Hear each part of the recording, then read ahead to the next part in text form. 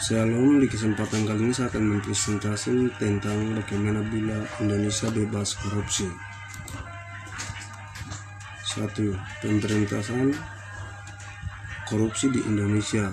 Pemberantasan korupsi di Indonesia dapat dibagi menjadi 3 periode, yaitu Orde Lama, Orde Baru, dan era reformasi. Pemberantasan korupsi di Indonesia saat ini dilakukan oleh beberapa institusi. Tim Pemberantasan Tindak Pidana Korupsi, Komisi Pemberantasan Korupsi KPK, Kepolisian, Kejaksaan, BPKB. 2. Model upaya pemberantasan korupsi. Dengan adanya pemerintah yang terdiri dari eksekutif dan legislatif yang akan terbentuk sebagai hasil dari pemilihan umum 2000, maka yang diharapkan adalah terbentuknya pemerintah yang kuat, artinya mempunyai bargaining point terhadap pengambilan berbagai macam kebijakan pemberantasan tindak KKN sebagai common enemy, sama dengan apa yang diharapkan oleh rakyat Indonesia selama ini dengan selalu melakukan pengawasan sosial terhadap pemerintahan. 3. Strategi pemberantasan korupsi melalui pendekatan pendidikan. Proses pendidikan merupakan suatu proses pembudayaan dan membudaya.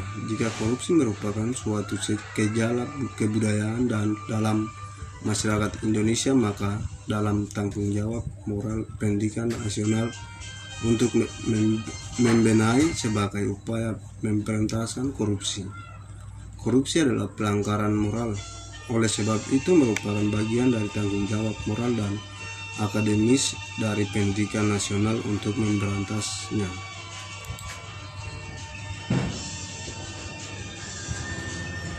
4.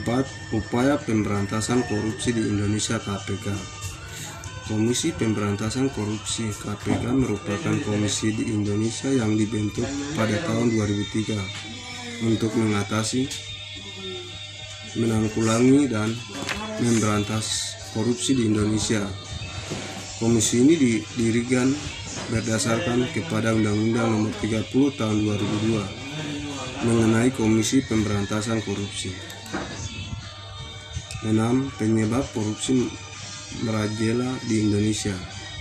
Di Indonesia, tindakan korupsi dapat disebabkan atau didukung oleh hal berikut. 1.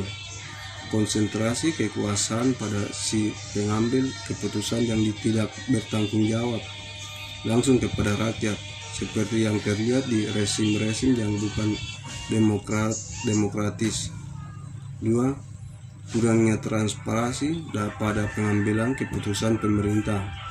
3. Kampanye politik mahal dengan pengeluaran lebih besar dari pendanaan normal. 4. Proyek yang melibatkan uang rakyat dalam jumlah besar. 5. Lemahnya ketertiban hukum. 6. Kurangnya kebebasan berpendapat atau kebebasan media massa. 7. Gaji pegawai pemerintah sangat kecil. Sambungan. Kurangnya bebas berpendapat atau kebebasan media massa. 7. Gaji pegawai pemerintah sangat kecil. 8. Rakyat yang cuek, tidak tertarik atau mudah dibohongi, yang gagal memberi perhatian cukup ke pemilu. 9. Tidak ada kontrol yang cukup untuk mencegah menyuapan. 10. Mental aparatur, dan 11 dan lain-lain.